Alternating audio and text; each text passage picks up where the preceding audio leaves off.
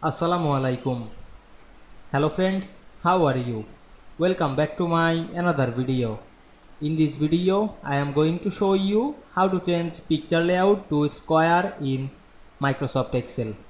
Let's get started. At first, you have to open your Excel workbook. Now we want to change the picture layout to square. At first, insert a picture.